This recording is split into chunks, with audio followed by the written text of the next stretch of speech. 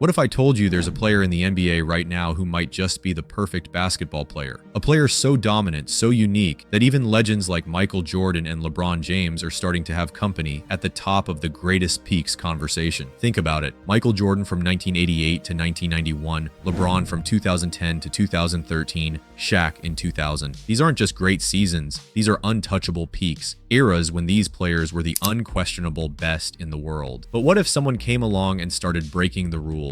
Someone whose numbers look like they belong in a video game, and whose impact on the court is so massive that it's hard to even measure. That's exactly what Nikola Jokić is doing this season. He's so unorthodox, and it's like, oh yeah, that's a miss, and then it goes straight in. You know, he's incredible. His performances have left analysts and fans scratching their heads, wondering if we're witnessing the most dominant stretch of basketball ever played. The craziest part? He's not just a scorer or a passer, he's everything. This dude is so fucking good, man. Jokić isn't just thriving, he's redefining what greatness means in the modern NBA. But how does he compare to the legends of the game? And could we really be seeing the highest peak of all time, higher than Jordan, higher than LeBron? Well, stick around, because we're about to uncover the numbers, the stories, and the sheer brilliance that could make Jokić the best version of a basketball player we've ever seen. Let's get straight to it. Nikola Jokić isn't just putting up great numbers this season, he's rewriting the record books. 29 points, 13 rebounds, 11 assists per game. At first glance, it almost sounds fake, numbers you'd only expect to see in a video game on the easiest difficulty setting. But this isn't a simulation. It's real, and it's happening every single night in the NBA. You can't guard him on the post because he's too big. He can't jump over a dollar bill.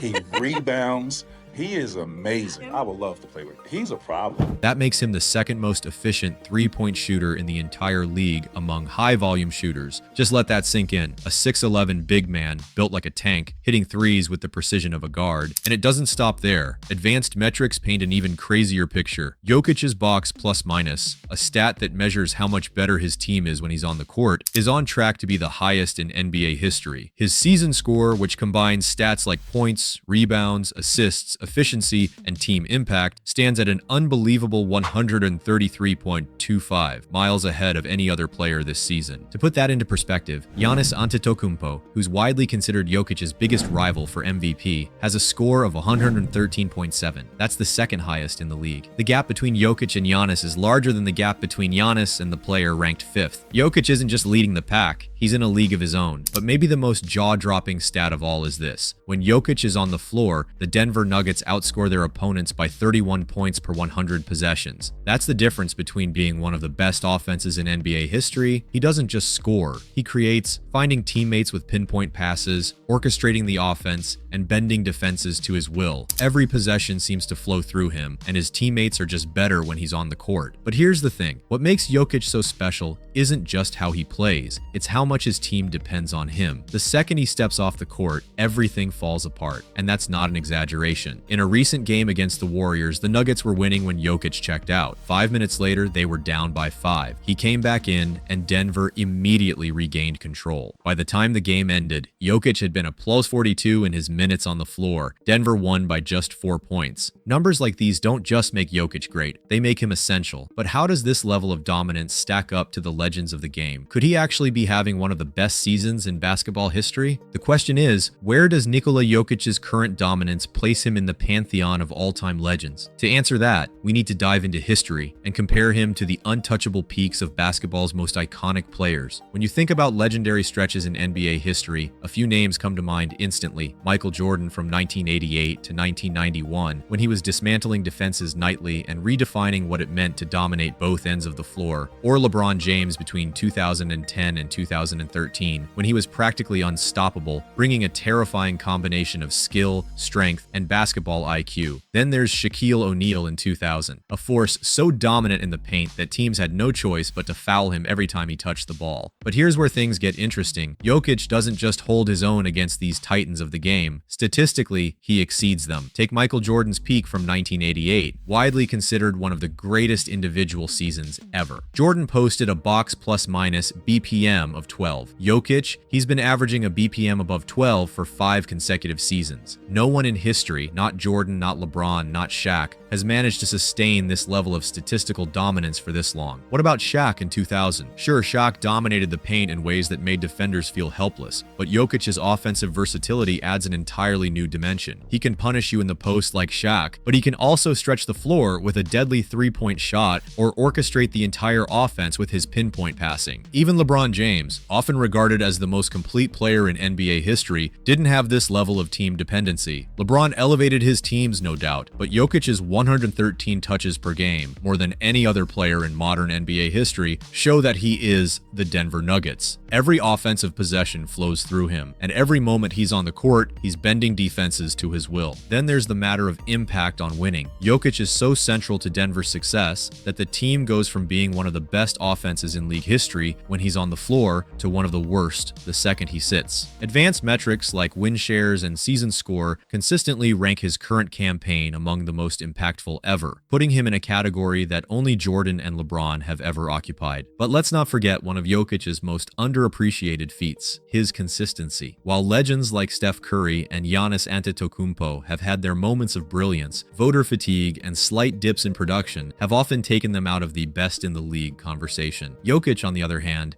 has owned that title for 5 straight seasons. The numbers don't just suggest dominance, they suggest sustained greatness, the kind we typically only associate with Jordan, Kareem, and LeBron. So here's the question. Are we witnessing something that surpasses even the highest peaks of basketball's greatest players? Or does Jokic's lack of elite defense, his one glaring weakness, keep him just a notch below legends like Jordan and LeBron? No player is perfect, not even the greats. For all of Nikola Jokic's brilliance on offense, his pinpoint passing, dominant scoring, and ability to control every aspect of the game. He like, nah, I got the ball, I'm in control, I know what I'm doing.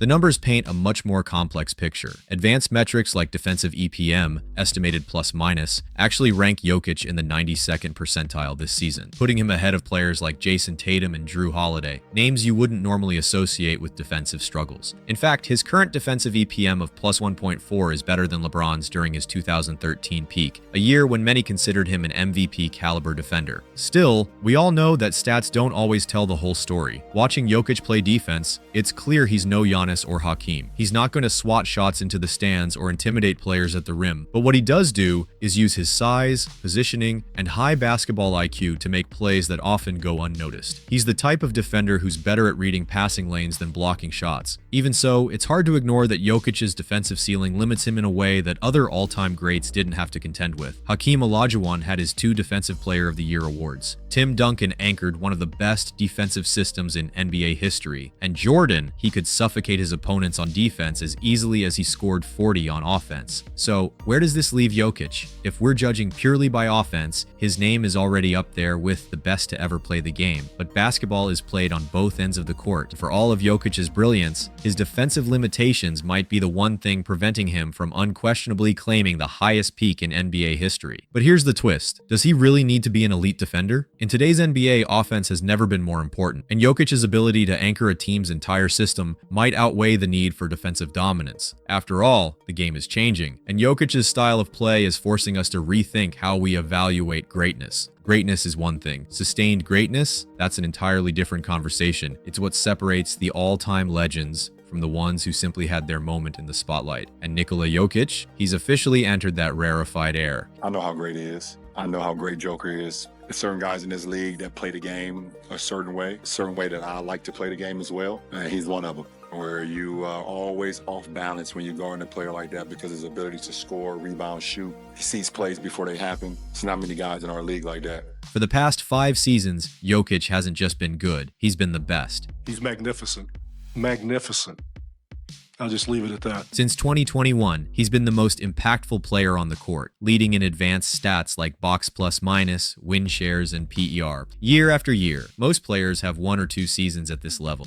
Because when Joker has the ball, he's one of the better scorers in our league. I think he's averaging right around 30 points a game. Let's go back to 2023 when Jokic led the Denver Nuggets to their first ever NBA championship. It wasn't just the fact that he won, it was how he won. He dominated the playoffs, averaging a near triple-double while shredding some of the league's best defenses. By the end of that run, there was no debate. Jokic was the best player on the planet. And here's the scary part. He didn't stop there. Most players would hit a wall after achieving something so monumental. Jokic, he came back even better. The 2025 season might be his best yet, with career highs in efficiency and shooting, including an absurd 50% from 3. He's doing things we've never seen before, all while carrying a workload that most superstars wouldn't dream of. But here's the real question: where does this level of sustained excellence put him in the all-time rankings? We've seen players like Tim Duncan and Hakeem Olajuwon cement their legacy with 2 championships and a handful of dominant seasons. If Jokic adds another MVP and another ring to his resume this year, doesn't that put him in the same conversation? Think about it. Hakeem had the defensive hardware, sure, but Jokic's offensive dominance is on another planet. Jokic might already have more meaningful championships given the context of his team. Even Steph Curry, with his 4 rings, might not have reached Jokic's sustained level of individual brilliance. What makes this all the more incredible is how Jokic has done it. He doesn't have the athleticism of LeBron or the speed of Jordan. He doesn't overwhelm opponents with raw power like Shaq. Instead, he's mastered the fundamentals: footwork, vision, touch. Jokic has the ball handling and court vision of a point guard. He thrives in those tight situations, either creating his own shot or bending the defense until someone else gets an easy look. His ability to manipulate defenses with his size, skill, and IQ is unprecedented. He doesn't just score, he controls every aspect of the game. And that control, that gravity, is what makes him the most unstoppable offensive force we've ever seen. Jokic isn't just dominating the NBA, he's redefining it. The question now isn't whether Jokic is the best player in the league today. That's undeniable. The real question is, where will he land when it's all said and done? If he keeps this up, are we looking at a top 10 player of all time? Could he one day challenge the names we thought were untouchable? Jordan, LeBron, Kareem? The crazy part? Jokic is still in his prime. His story isn't finished, and every game feels like another chapter in basketball history being written before our eyes. So now, it's up to you. Let us know what you think in the comments, and don't forget to like and subscribe. Because one thing's for sure, Nikola Jokic isn't done making us question what's possible on a basketball court.